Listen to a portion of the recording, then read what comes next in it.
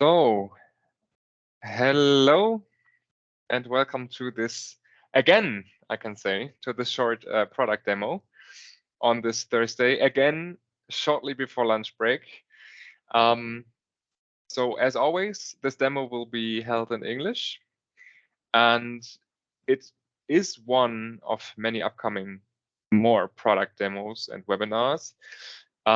Basically, until the end of the year, we are having those roundtables, we are having those behind the scenes, and many more. So all of these events are covering different use cases and different goals our clients are aiming for.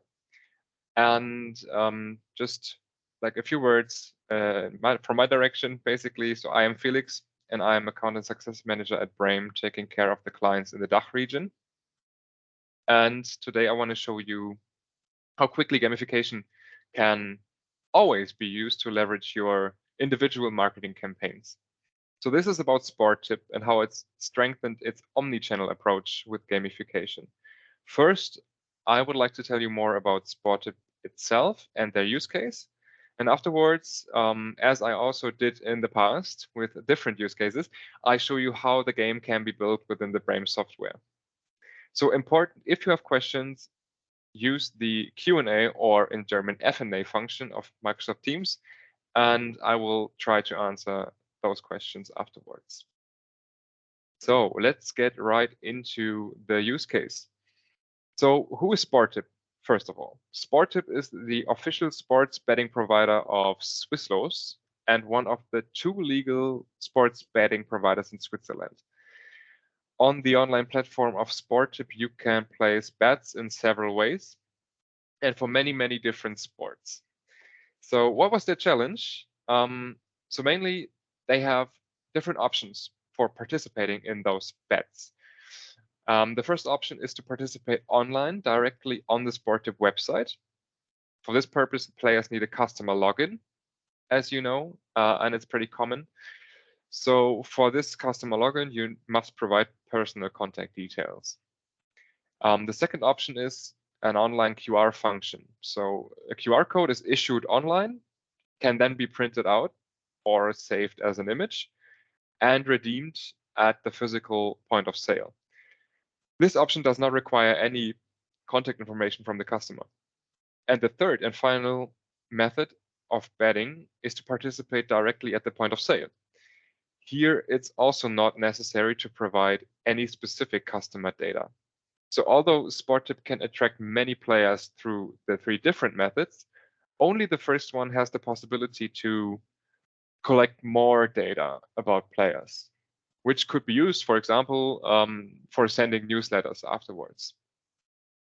So the solution here is based on their urge to learn more about its players, mainly about their identity, which they don't know in most of the cases, right? So the betting provider created a gamified quiz competition, which collects lead data in the style of a monthly contest. Important or interesting for you is most probably that the quiz form with 39% is the most popular game form at Brain. Being confronted with questions is the most intuitive way of engaging people, as challenging or interesting questions always create motivation and curiosity throughout the audience, right? So in combination with the relevant main prize, relevant for the target group, a quiz can always maximize the number of attendees and filled out lead forms. So what we at Brame often suggest is to ask a maximum of 5 questions to ensure the lasting attention of the players. The less questions, the more likely it is a visitor has still enough patience left to leave his or her personal data. So let's talk about promotion. How did they do it? So to ensure they could reach players who typically do not bet online, but rather participate directly at the retail locations, Sporttip promoted the campaign directly at the point of sale throughout Switzerland. And something you will see within the demo is that the game was published in 4 languages. So we had English, German, French, and Italian. And yeah, basically through well-made promotional materials and displays at the retail points, players' attention was drawn directly to the competition. The participants of the quiz had the chance to win 10 times 100 Swiss francs in value credits to be used for betting if they correctly answer 3 questions about sport and Sporttip itself. So, but how did it perform in the end? So the quiz enabled Sporttip to achieve a lead conversion rate of over 38% and achieved a newsletter sign-up rate, and this is the most important thing, of 66%. So 66% of the participants are now, it's possible to contact them afterwards, right? Which was not possible before. So Sporttip was able to identify a large portion of its players and better reach them through future campaigns or newsletters. And this campaign basically was the first test run for a POS promotion for Sporttip and showed that gamification can work very well for a connection from offline to online, and it is therefore very versatile. So having talked about the use case, I now want to show you how it can be done within the Brame tool, and this is what I will do by getting to the next one right here. And they will see how easy it can be executed. So you start by giving your campaign a name, right? Sporttip published the game in 4 languages, as I said. So you choose your English, German, you have the choice out of many languages, French and Italian, and then click on next. Out of 13 different game types, you choose the click quiz, right? Could take other ones too, but they took the click quiz. You choose a template and they used the one Qatar World Cup. Click on create and the builder opens. So in general, always start by uploading all your images and fonts into the asset library, right? Everything that you need. Images, background images, logos, specific fonts should be uploaded right beforehand when you start in the beginning. So in brand and style, you can change the general appearance of the whole game. Add your logo, add your background image, mobile background image. And important is also for giving your game your CI, your look. You can use the RGB or the hex code, which you can see right here. Hex code is being entered to define the specific colors so it looks like it's coming directly from your company. So let's see that right here, hex code again. Many customization options that you have here in brand and style from the beginning. And you can also change the shape and color of the buttons in the game. As you see right here, shape capsule. And you could also adjust the colors of the text, colors of the background, again, using the hex code. So now by clicking on the arrows on the bottom, what you will see is that we have now 4 introduction pages, each a different language. So the introduction page should provide a short and always teasing explanation of why the visitor should play, right? That's the most important thing. Why should the person participate in whatever game you created? By clicking here on the little globus on the bottom, you can replace the dummy placeholder for every language, right? This is Swisslos in this case. Should do that for every language. Save. Yes. So you can also rename privacy policy and terms of service if you like.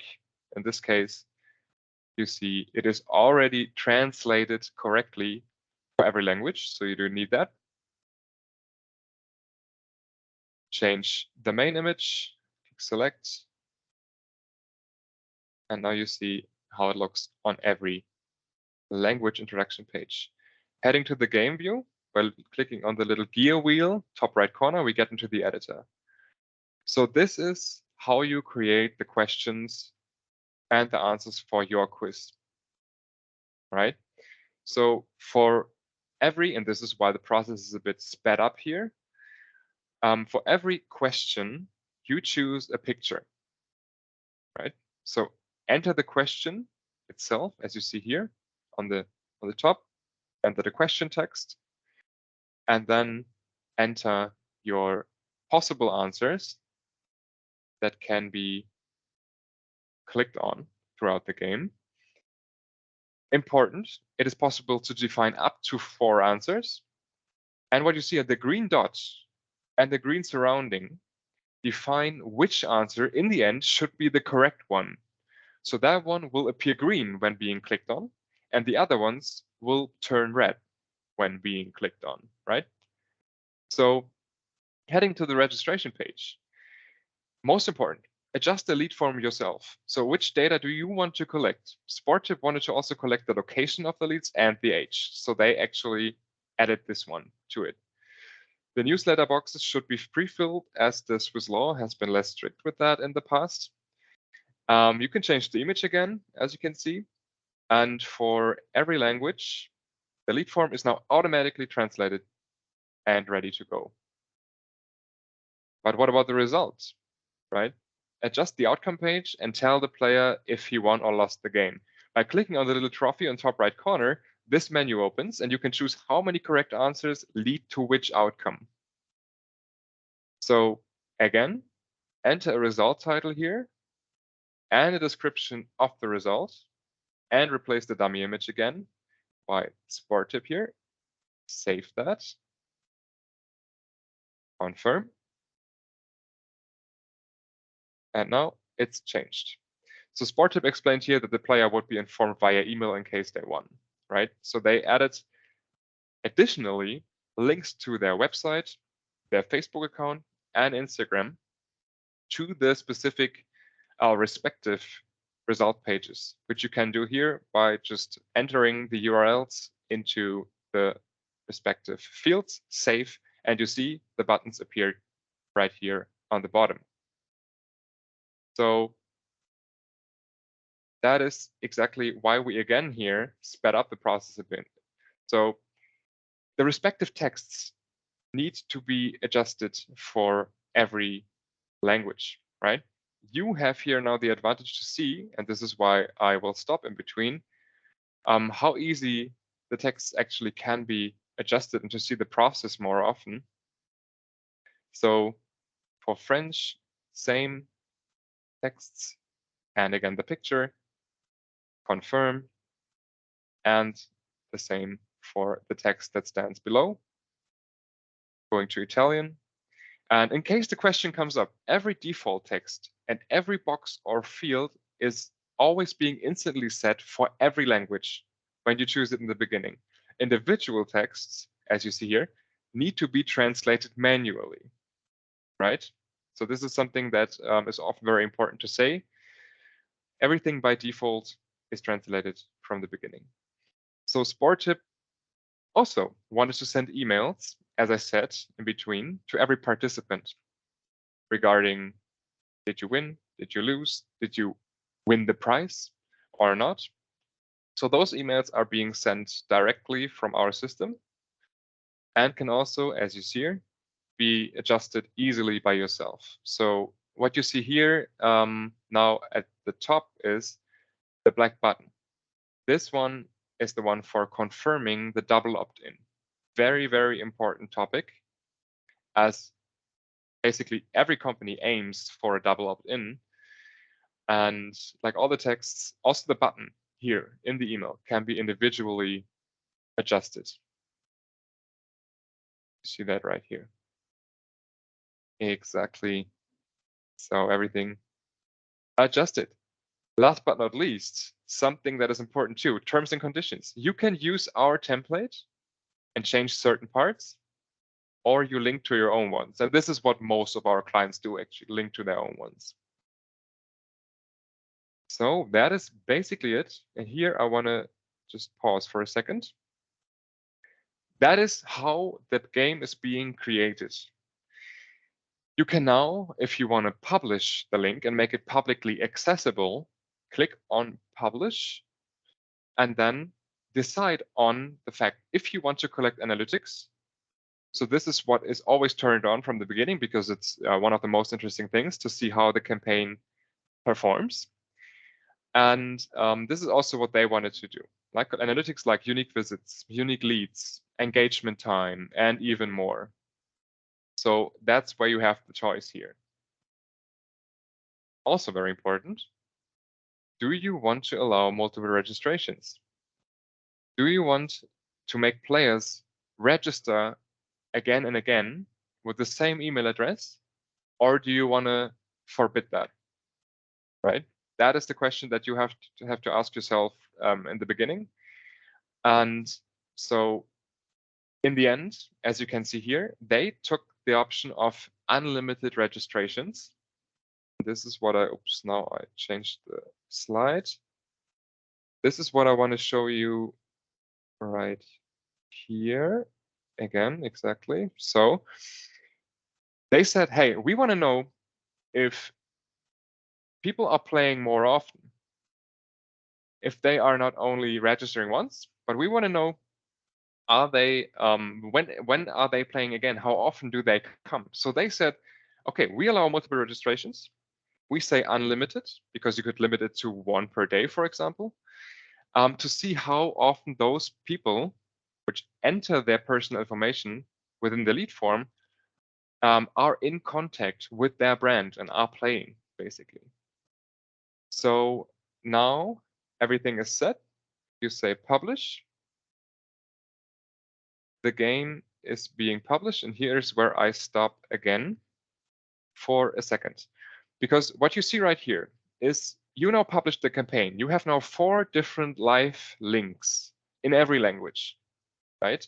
And you can now use this link to basically, yeah, integrate it on your website with an iframe. You would get this link over here using this button. You can use it in newsletters. You can post it on social media. You can embed it somewhere else. It's totally up to you. But that's it. So from now on, this game can be accessed through this link that you just created.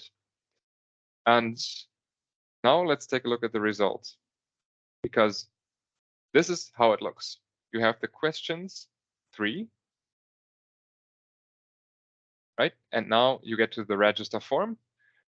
John Smith, enter your personal information and your postal code, as this is what they wanted to know. Where are our players coming from? The date to see how old are the participants, basically. Click on the boxes, submit. Thank you for taking part. That is it. So this game, even if you want to publish the game in several languages, can be built and created within a very short time. So what I can just ask you now is if there are any questions. And this is where I want to have a look. I think there is no question at the moment, but that is not a problem at all, as I want to tell you, if you have any questions, feel free to reach out to me. As you see, my email address is felix.huber@brame.io. And what I can also definitely recommend is, if you want to test games, just like try something out, see what is possible, go to our website using brame.io, and then go to the customer highlights section, where you will find like just 4 games that you could basically just try out, see how it looks, see how you feel about the game, different game types. For example, here, you can try the Spar game by clicking on it and then just try it out. So that is it. In case of questions, as I said, feel free to contact me. And I'm also reachable via phone. So this being said, I wish you a great lunch break soon, as I see on my watch. And yeah, see you at the next demo or roundtable or webinar, which will definitely be promoted on LinkedIn as well. So bye-bye. Thanks for being there and have a great day. Thank you, guys.